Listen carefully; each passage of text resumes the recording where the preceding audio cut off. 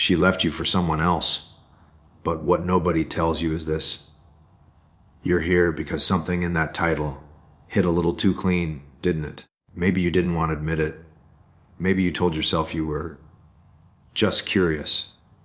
But if this is you, if she really left you for someone else, then you already know why your chest feels tight right now. Because nobody prepares you for that kind of punch. The kind where she doesn't just walk away, she walks toward someone else, like you were an old chapter she couldn't wait to skip past. And you've been holding it together in front of people, acting unfazed, saying you're focusing on yourself, even though your mind keeps circling the same questions you refuse to say out loud, like why she didn't fight for you, why she didn't pause, why she didn't even hesitate. There's that moment, you know, the one when you unlock your phone at night and scroll way slower than usual, almost hoping to see something that'll confirm the breakup made sense.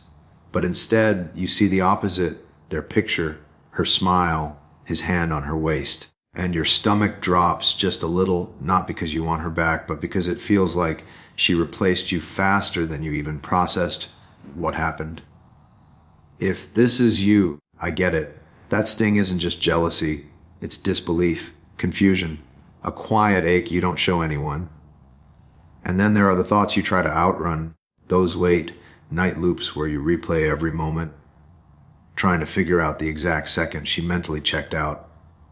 Was it that argument you brushed off, the distance you felt but didn't talk about, the night she seemed elsewhere but said she was just tired? Maybe this hits closer than you expected, because deep down, you've been wondering something you'd never say publicly. Did she leave me because I wasn't enough? But here's the part you probably haven't told anyone, not your friends, not your family, maybe not even yourself. There's a small, almost guilty wish in the back of your mind that things don't turn out as perfect as she thinks, that the story she ran toward isn't as shiny up close.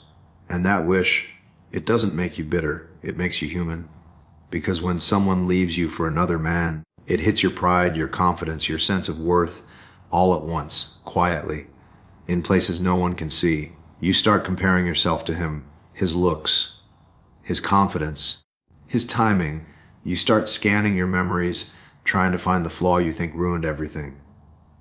But here's the thing, and you might feel this in your chest, something in you knows she didn't just switch partners, she switched stories. And she thinks the new one will magically fix everything she didn't want to face. You know what's even crazier? A part of you suspects that story won't last, that cracks will show, that the reality behind the highlight reel is not as stable as it looks. And you're here because one question has been quietly burning in the back of your mind. What actually happens when you do the one thing she never expects, the thing that makes everything she ran toward start falling apart? Listen, I'm not here to hype you up or tell you she lost the greatest guy ever, or any of that noise. I'm talking to you the way an older brother would. Steady, calm, not trying to impress you. Just the truth most men never hear until after they've already gone through hell. When she leaves you for someone else, your mind jumps to the same place every guy's mind goes. He must be better than me. She must be happier. I must have failed somewhere. And look, I get it. It's the first instinct. It's the sting nobody likes to admit out loud. But here's the part most men misunderstand, and it's bigger than the breakup itself. She didn't leave you because you were not enough. She left because something inside her wanted relief, not truth.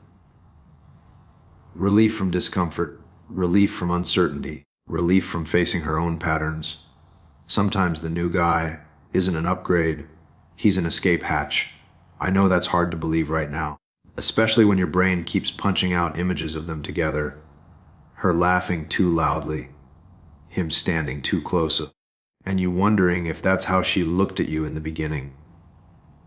Maybe you're remembering a small moment, like the night you dropped her home and she said, "I'm fine," with that tone, the tone that felt off but you didn't want to press her, or the morning she got quiet out of nowhere, and you blamed yourself even though nothing actually happened. Those moments matter, not because they were your fault, but because men do what you did. You try to fix the discomfort without knowing what's behind it. Here's where the calm truth kicks in. Women don't always leave for a better guy. They leave for a different feeling. And different doesn't mean stronger. It just means easier for now. Think about it. When someone is tired, lost, overwhelmed, whatever, they don't always choose what's best for them. They choose what feels like a shortcut. And the shortcut always looks shiny in the beginning. Here's the masculine principle most guys never practice. A man's worth isn't determined by who chooses him. It's revealed by how he behaves when someone doesn't. You don't chase. You don't try to prove you were the better option. You don't collapse into the story running in your head. You do something much harder and much quieter. You stay grounded even when your emotions want to sprint in every direction. That's the shift she never expects. Because here's another truth, and don't let this go over your head. Most rebounds burn bright, then burn out. Not because of karma, not because life works like a movie, but because the new guy eventually becomes the real guy. The cracks show, the patterns show, the same arguments she avoided with you show up again, just wearing a different face. And you won't see it on social media. You won't hear about it from friends. But it happens, quietly, messily. I've watched it unfold in real life more times than I can count. But none of that matters if you stay stuck in the myth that you need to win her back or make her regret it. That's not your job. Your job is simpler, but tougher. You return to your center. You rebuild your rhythm. You let the storm inside you settle instead of trying to control what happens outside you. Another masculine principle, one that changes everything. When a man stops reacting, people around him are forced to face their own behavior. That's why things fall apart for her when you make that quiet shift. Not because you did something to her, but because you finally stopped carrying the weight she never dealt with. She left for another guy thinking she'd escape the discomfort, but discomfort follows a person who doesn't face it. And here's the question that matters now, the one that decides how your next chapter looks. Are you willing to become the man who doesn't break just because someone walked out, or are you still afraid of what happens when you finally let go of trying to control the story? It starts on a Tuesday night.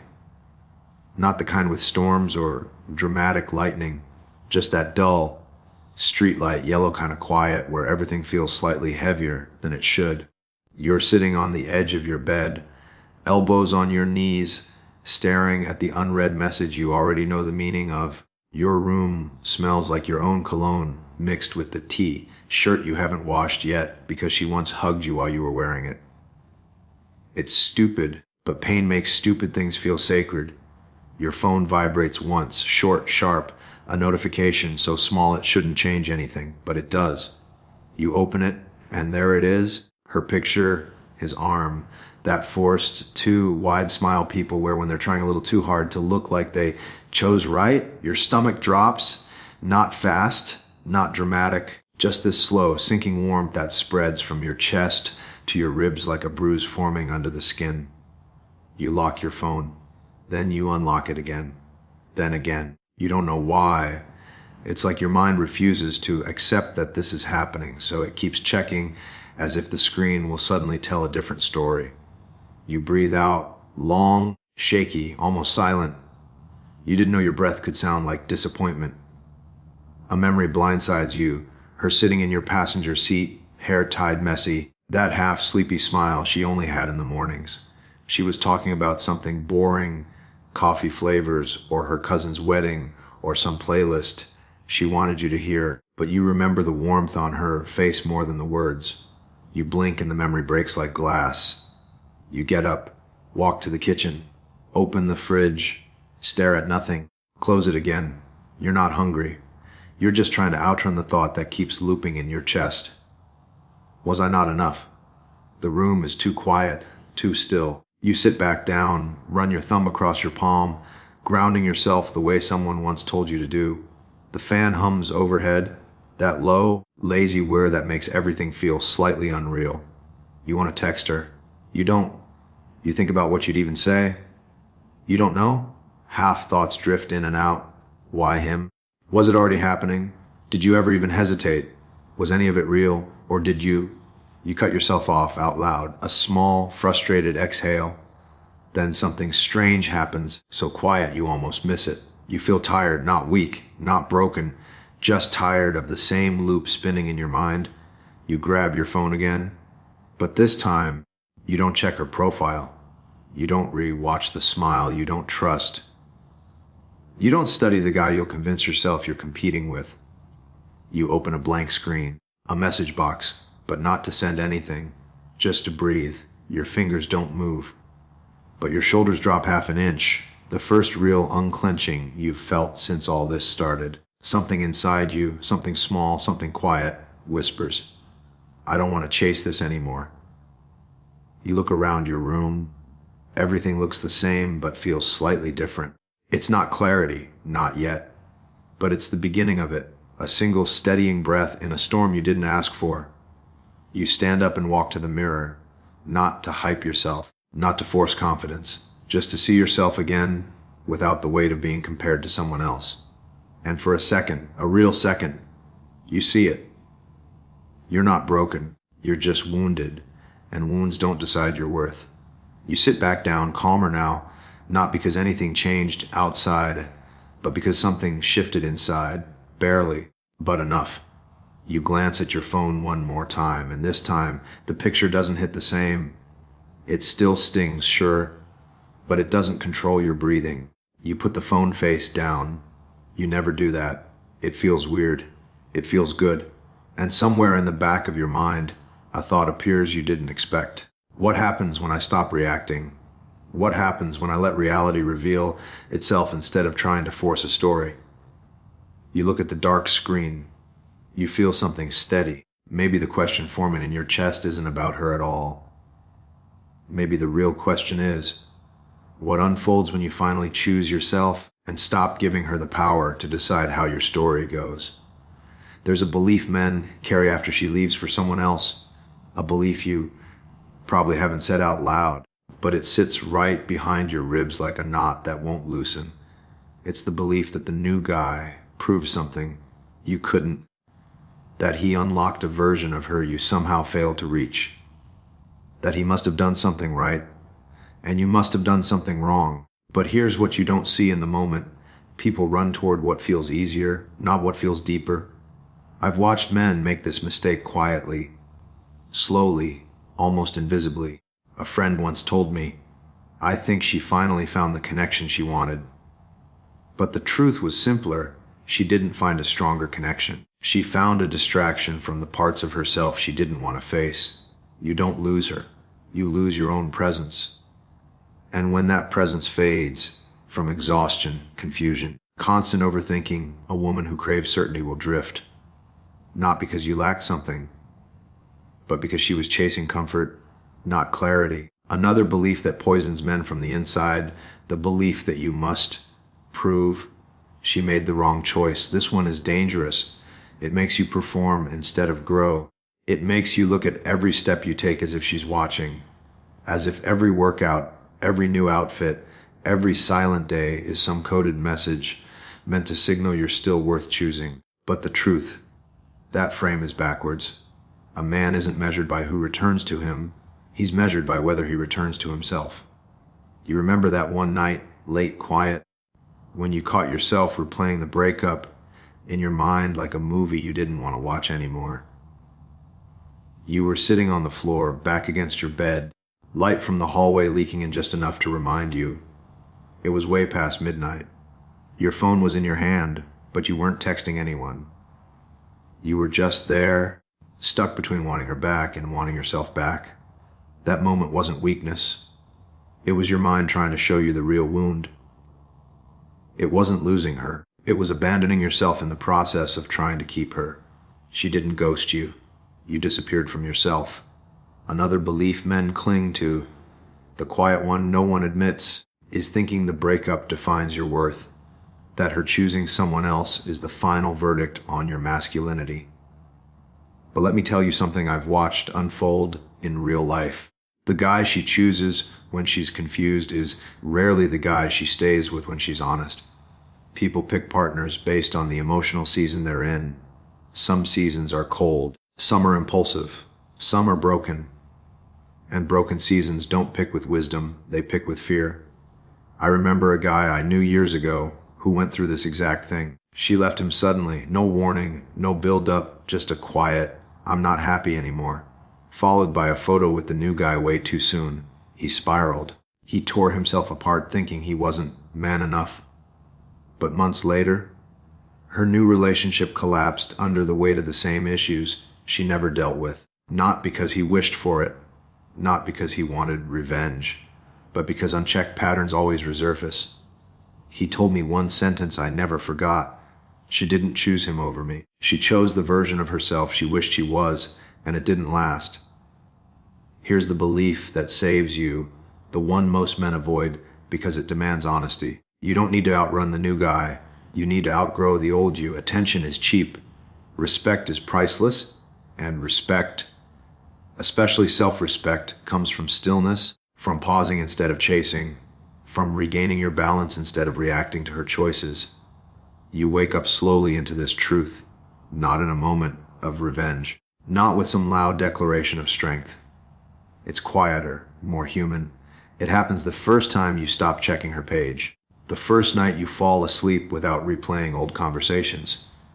The first morning your chest feels light for no big reason. The first time you look at your own reflection and sense a man coming back to himself. That's when things start shifting. Not for her, for you. And ironically, that's always when her new story starts cracking. Not because you forced it, not because you planned it, but because you finally stopped holding up the version of her she couldn't maintain. Some beliefs fall apart on their own. Some beliefs take time. But this one, the belief that someone leaving defines you, that's the one you have to let go with your own hands. Because once you do, the whole situation looks different, and you start seeing what was true the entire time, eh? You were never replaced. You were just finally free to return to yourself. Most men panic when she leaves for someone else. They tighten up. They collapse into comparison. They grab at anything that feels like control, overthinking, checking her socials, imagining scenarios that hurt more than the truth. But the 1% headman, he moves differently. Not louder, not tougher, just steadier in ways most men never learn. This is what he understands. A woman leaving doesn't shake a man's identity unless he hands her the permission. He feels the sting, of course he does. He's human, not stone. But he doesn't let the story swallow him whole. He breathes through the ache instead of fighting it. He lets the hurt settle in his chest without turning it into a war inside his head. This is how he leads with presence, not pressure. He doesn't rush to prove anything, not to her, not to the new guy, not even to himself. He gives the moment room to breathe, even if that silence feels uncomfortable at first. You'll see him sitting in his living room on a random night when the house is too quiet. He'll touch the back of the couch absent-mindedly, look at the spot where she used to sit, and instead of spiraling, he'll whisper to himself, "Stay here. Don't run." It's not dramatic. It's not cinematic. It's just a man refusing to abandon himself when things get heavy. Most men skip this part. They jump into distractions. They try to mirror her decisions. They chase validation like it's oxygen. But the headman knows something deeper. When you stop trying to control the outside, the inside finally steadies. And steadiness is what makes everything she ran towards start shaking. He chooses patience over panic in small, ordinary moments, the kind most men never notice. Like the morning he wakes up with that empty feeling in his chest. Instead of grabbing his phone to check if she posted something, he sits at the edge of his bed, rubs his face, and just breathes. Slow, heavy, present. He lets the wave pass through him instead of letting it drag him around. Another morning, he's driving to work, and a memory hits him, her laughing at something stupid he said. For a second, he feels that old pull in his ribs. The urge to miss what was, to rewrite the past, to ask himself all the questions that never end well. But this time, he gently shakes his head, not to forget her, but to return to himself. This is what he understands. Feelings aren't instructions, they're signals, and he chooses how he responds. Most men think power is about reacting fast. The headman knows real power is in not reacting at all until he's grounded again. There's strength in how slow he moves after a loss, not stuck, deliberate, not numb, aware. His calm isn't apathy, it's discipline. This is how he leads with presence, not pressure. He gives himself space to rebuild, to reflect, to remember who he was before the chaos. He stops performing, stops competing, stops rehearsing imaginary conversations. He returns to the simple parts of his life, his routine, his work, his body, his breath, and something shifts quietly without him forcing it. She starts feeling it, not because he's trying to make her, not because he's playing a strategy, but because a woman can feel when a man stops orbiting around her decisions. That shift hits her harder than any silence or distance ever could. This is what he understands. A man who stands on his own ground becomes a mirror, and people eventually see their own choices reflected back at them. He doesn't talk about it. He doesn't post quotes. He doesn't try to show her he's doing better. He just is better, steadier, more centered, more himself. And that centeredness exposes everything she tried to outrun. Her new situation starts cracking not because he wished for it, but because she expected him to break. Instead, he straightened his spine and kept walking. This is how he leads with presence, not pressure. He lets the truth reveal itself in its own time. He trusts the quiet. He trusts the unfolding. He trusts himself more than he fears losing her. Most men chase closure. The headman becomes closure. Most men chase the past. He chooses the horizon. Most men fixate on winning her back. He focuses on winning himself back. And in the end, almost always, the thing she ran toward starts to fall apart. Not because of him, but because a woman can't replace a man who finally chose his own steadiness. It happens in a moment so small he almost misses it. He's sitting on the floor beside his bed, back against the frame, the room dim, except for the strip of hallway light sneaking under the door. His shirt smells like yesterday. His chest feels heavy in that familiar, dull way. He's been replaying her laugh, her apology, the way her hand used to slip into his. It all loops like a broken reel. Then his phone lights up. A picture of her again. Not sent to him, just floating on the screen from somewhere he shouldn't be checking. Her smile looks brighter than it should. His throat tightens. He closes the app, opens it again, closes it, breath hitching in the back of his ribs. And then, for no dramatic reason, he feels something inside him go still. A memory flashes, her rolling her eyes at a joke he made. Another him apologizing for things that weren't his fault. Another, that last conversation where he folded himself smaller just to keep the peace. He exhales, slow, rough. His hand sets the phone down, screen facing the floor. A whisper rises in his mind, softer than breath. I'm done hurting myself to keep someone else comfortable. Pause. It lands heavy, but true. He sits up straighter, not fixed, not healed, just finally his. He walks past the streetlight, the night air sharp against his skin. The memory of her smile tries to bite, but he lets it slide. He feels the weight in his chest, the quiet hollow where obsession used to live. The wind rattles the window behind him. A laugh from somewhere far off echoes. He doesn't chase it, doesn't fight it, he just exists. And then it hits him, sudden, unavoidable. She left thinking she could outrun him. But he never ran, he never flinched. He just remembered himself. And that's the moment everything else quietly collapses.